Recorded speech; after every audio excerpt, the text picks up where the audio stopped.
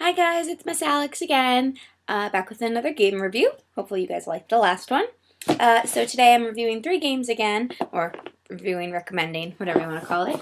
We have Dream Home as our first one, and it says it's for 2 to 4 players, ages 7 and up, and about 30 minutes long, which I would say is probably accurate.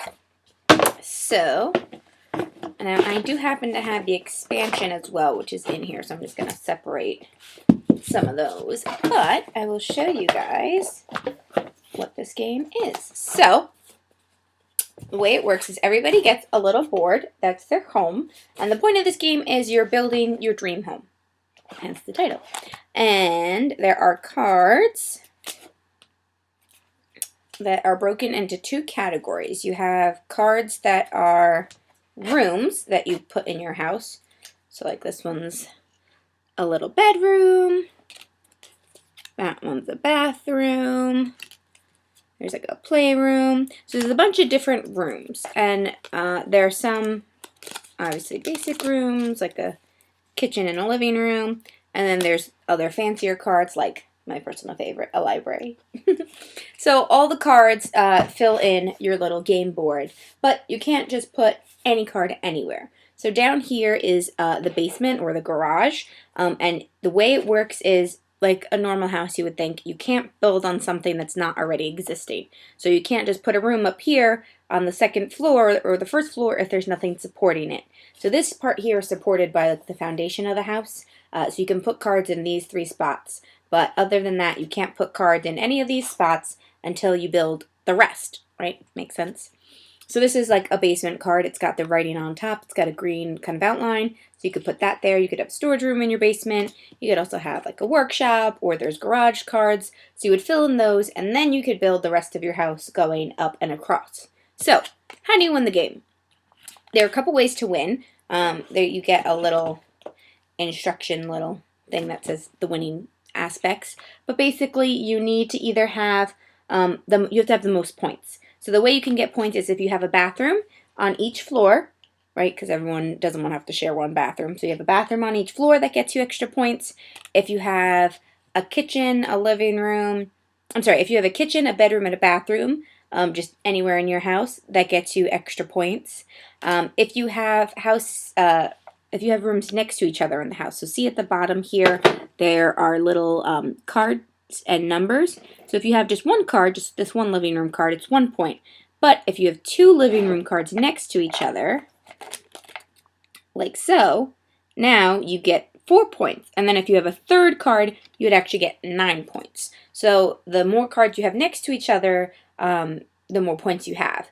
Not all the cards can do that, like the bathroom is just 1 card by itself, but for like the kitchen and the bedroom, it's better if you have bigger ones. Everyone loves to have a big kitchen and a big bedroom in their house. So, you fill in all the spots. The game ends once all of the spots are complete, but you're not only collecting rooms for your house, but you are also collecting roof tiles. So there are a couple different colors of roof tile, and every time you collect a card, and the way you do that is on our little board here. If I can open it up. There we go. So this is the board that's in the middle of the table while you're playing. So on the top parts are the roof cards, and on the bottom parts are the room cards. So each one you take, it's a pair. So you get this roof with that room, you get this roof with that room. You have to take the 2 together. And then that's where you add them to your house and you put them in spots. Now, besides roof cards, there are also some special cards, like so. I'll show you, let me find them. There are some special cards that are special items. So if you have a hot tub in your house is worth more points because everyone loves a hot tub.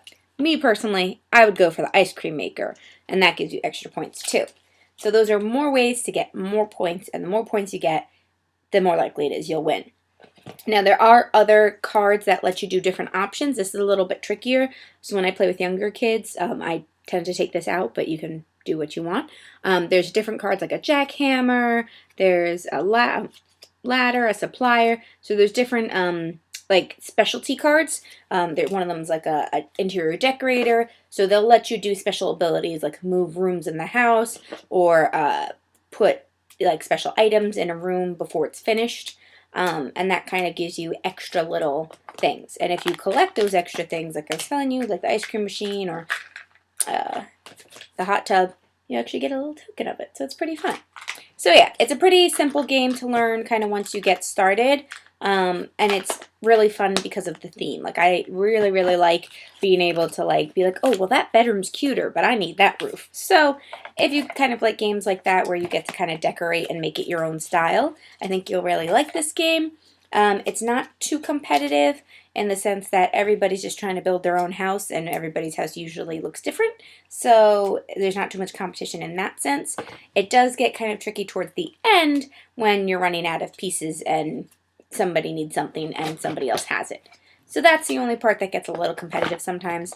But other than that, it's pretty fun, pretty simple game. It even comes with a little score tracker, so you can keep track of your score and your points. And like I said, it's pretty fun. There is an expansion pack. The expansion pack lets you have like family and friends over, and that gets you more points. But in the meantime, you can just play the base pack, and you can see if you like it. So this game I got from Amazon, was pretty cheap, and like I said, pretty fun, pretty simple on the difficulty scale. The next thing I want to show you guys is a game called Forbidden Island. So this game is a bit harder. This is ages 10 and up, it says, but I have played it with younger kids. It's about 30 minutes long and 2 to 4 players. So Forbidden Island is pretty fun. The way it works is there are little tiles that look like this, and they're a bunch of different places. So this one is Cliffs of Abandon. This is Bronze Gate. So there's a bunch of different tiles, and they're all laid out on a grid in the on the table. And this is Fool's Landing. So the point of the game is to collect the different tokens. So there's 4 different tokens, and the tokens all have 2 tiles that match them. So here's the fire token, and there's 2 different fire icons. And the point of the game is you need to collect all the cards that match the token, go to the matching tile, and trade them in to get the token. And then all your teammates are new. It's a cooperative game. You collect all the tokens, you make your way to Fool's Landing, the helicopter pad, and you fly off the island before it sinks. So I'll show you kind of what that entails. So everybody would get 5 cards. Like I said, the tiles are all placed on the table in a certain pattern, and everybody gets 5 cards. So this is what one of the little token cards look like. So you might get one of these on your first draw. You might get one of these or all the other tokens. You could also get some specialty cards. So specialty card, Sandbags, lets you save an island tile from drowning, I guess. There's a helicopter lift. This lets you fly anywhere on the island, or it lets you fly off the island. So you need one of these to end the game and escape. There's also a not-so-special card called Waters Rise. So if you draw a Waters Rise card, there's a little tracker that you keep off to the side. And every time you draw one of these, this little marker goes up. And basically, every time you get higher and higher and enter a new different water level, that's how many cards you draw. So if we were here, we're drawing 3 cards to flood. When we take Waters Rise, we go up to the next one. Now we draw 4, and it's a lot more dangerous, and there's less likely of a chance of us surviving. So this game, like I said, is a little bit more advanced, not only in gameplay, but in the sense that its theme is a little more like doom and gloom. But it is really fun because you're working together. So especially for a family, it's fun to kind of like conquer and spread out and save the map. You have a couple different actions you can take on your turn. If a card is flipped over, this means it's underwater. You could flip it back for one action. You could also move from one tile to another for an action. Or like I said, you can trade in your special cards and collect a token. So those are usually your 3 actions you can do. And each character, everyone gets a different character to play, has a special ability. So like the pilot can fly someone a certain spot. The engineer can flip 2 tiles at once. The navigator can move other players. So like I said, there's a bunch of different players. You can pick which one you want if you want a certain ability, or you can draw at random. And then you kind of just go about trying to save the island. And hopefully, if you and your family are successful in the efforts, then you guys win and bring all the trophies back home. So it's a pretty fun little game. Like I said, slightly more complicated than the last, but once you get the hang of it, it is a game you play over and over again. And the fun thing about it is that it's always different. You can always place the tiles in different spots. Sometimes all the trophies are right next to each other. Most of the time they're not. And it makes it very difficult to try to find all the pieces and get them to safety in time. So that is Forbidden Island. Again, a fun little one with a little bit of grit to it. And oh, we'll get that later, it's fine. The last one I'm going to show you guys is Chameleon. So Chameleon, the box is a little tricky to see on camera, but Chameleon is 3 to 8 players, 14 and up, and 15 minutes long. Now, this is definitely not 14 and up. I've played it again with like 10-year-olds. I would definitely say 10 is probably the youngest I would go, just because it is a little difficult to come up with the words, and I'll show you what that means. So,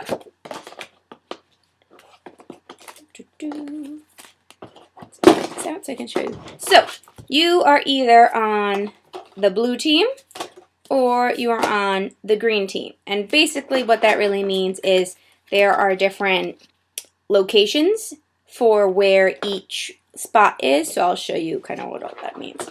So everybody, and I don't know, somebody around the board, I don't know why Caitlin's name is on here, but you have a board here.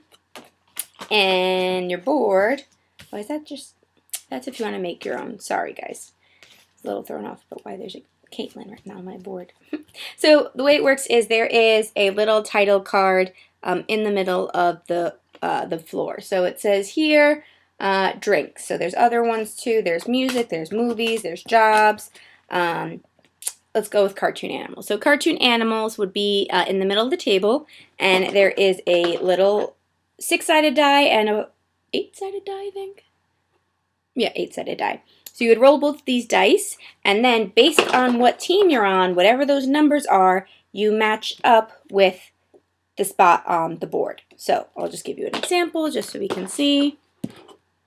So the yellow dice is a 2, and then the blue dice is a 1. So 2, 1, you follow it down, is B2. So on this table in the middle, you look for B, and then 2 is Goofy. So I know the key word is Goofy. The point of everybody who knows the word, which is most of the people, is to get everyone else to know that they know the word. Because in these cards, there is one, that's the chameleon. So there's one person, when everybody's looking at their board to find out what the word is, who doesn't know what it is. So the way they try to fix it is that they hopefully go after somebody who says a word. So let's say our word is Goofy. You could say, and now the thing is, you can't say any of the words on the board, and you can't say the word or any part of it. So if it was Scooby-Doo, I couldn't say Scrappy-Doo because it has Doo in it. But Goofy, for example, I could say, and it's usually just one word. Sometimes if it's like a hyphenated word, it could be okay. So like I could say spray cheese. So if you seen the Goofy movie, you know that they love spray can cheese. And then people would go around the room saying a certain thing that relates to the word. And then the person who obviously doesn't know what the word is would hopefully have trouble guessing what it is without knowing. It's a little bit, like I said, a little more complex to understand, but once you kind of get the hang of it, it's really, really fun. So I'll do a slightly simpler one, for example. So let's say we're doing food. So food, and let's say the word was eggs.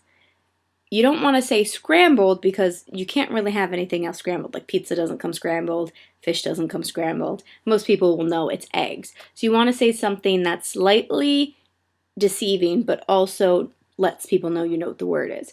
So you could say oval, you know, because maybe potatoes are ovular, but usually eggs might be something people think are have ovals. You could say yellow because the inside of an egg yolk is yellow.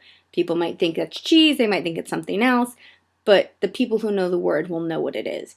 You just want to throw off the chameleon, and then once everybody says their word, at the end of the round, you have to try to guess who the chameleon is. So basically, everybody has to point fingers and say, I think so-and-so is the chameleon because they said circular, and eggs aren't circular, they're ovular, or ovular, whatever the word is. And basically, it makes it a fun game of guess who it is, guess who done it, or who is the chameleon. So those are the games that we are reviewing today. I like all three of them for different reasons. Chameleon's a good game for like a group and family. Again, playable multiple times because of all the different card options. Not only do you have all these cards you can pick from, but there's also like, I think it's 16 different spots on each card. So this game has like endless playability, and it is kind of fun to guess who the chameleon is. Dream Home and Forbidden Island, I would say, are probably my favorite out of these three, just because I really like the theme for Dream Home. So anyway, I hope you guys enjoyed. If you like this, again, let me know, and I'll make a couple more. Hopefully everyone's been doing okay. Hopefully if you guys have Amazon, any of these games sound interested, you can order it on Amazon. And if you go to Amazon Smile, there's like the Fairlawn, Friends of the Fairlawn Library page you can do it through, and that helps raise money for the library. So if you want to do that while you're ordering from Amazon, that would be awesome because that helps support the library, especially in a crazy time like this. We don't know what that kind of means for the library. So hopefully you guys are doing well, and we'll see you guys soon. Bye!